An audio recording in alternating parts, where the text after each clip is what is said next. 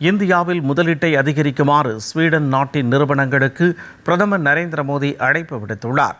கோத்தன்பர்க்கில் Sweden நாட்டு தொழில் நிறுவனங்களின் தலைமை செயல் அதிகாரிகள் இடையே உரையாற்றிய பிரதமர், மேக் இன் இந்தியா, தேசிய பசுமை ஹைட்ரஜன் இயக்கம், தேசிய முக்கிய கனிமங்கள் இயக்கம் ஆகியவை காரணமாக தொழில் தொடங்கவும் முதலீடுகளை அதிகரிக்கவும் உகந்த நாடாக இந்தியா திகழ்வதை சுட்டிக்காட்டினார்.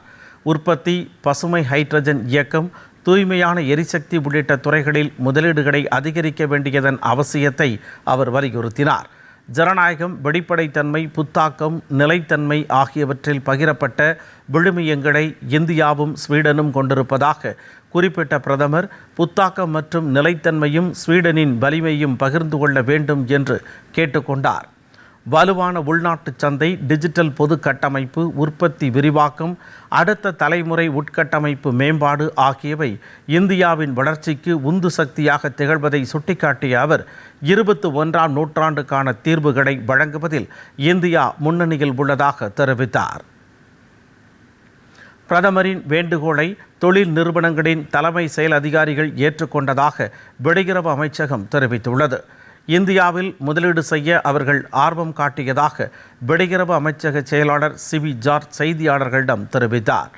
அண்மை காலத்தில் இந்தியாவில் ஏற்பட்டுள்ள முக்கிய மாற்றங்களை ஆவலுடன் கவனித்து வருவதாக தலைமை செயல் அதிகாரிகள் கூறியுள்ளதை அவர் சுட்டிக்காட்டினார். பிரதமரும் ஸ்வீடன் பிரதமரும் சிறப்பு பரிசுகளை பரிமாறிக்கொண்டதாக அவர் தெரிவித்தார். ரவீந்திரநாத் தாகூர் கைப்பட எழுதிய ஆவணங்களை கொண்ட பெட்டிகை பிரதமருக்கு ஸ்வீடன் பிரதமர் பரிசாக அளித்ததாக அவர் கூறினார். தாகூரின் தொகுப்பு நூல்களின் தொகுதியை ஸ்வீடன் பிரதமருக்கு நரேந்திர மோடி பரிசாக அளித்தார் என்றும் சிவி ஜார்ஜ் கூறினார். In a special gesture for Prime Minister Modi's leadership in building India-Sweden relationship, the Royal Order of the Polar Star, Commander Grand Cross was conferred upon Prime Minister Modi on behalf of His Majesty the King of Sweden by Her Royal Highness Crown Princess Victoria, conferred it on Honorable Prime Minister.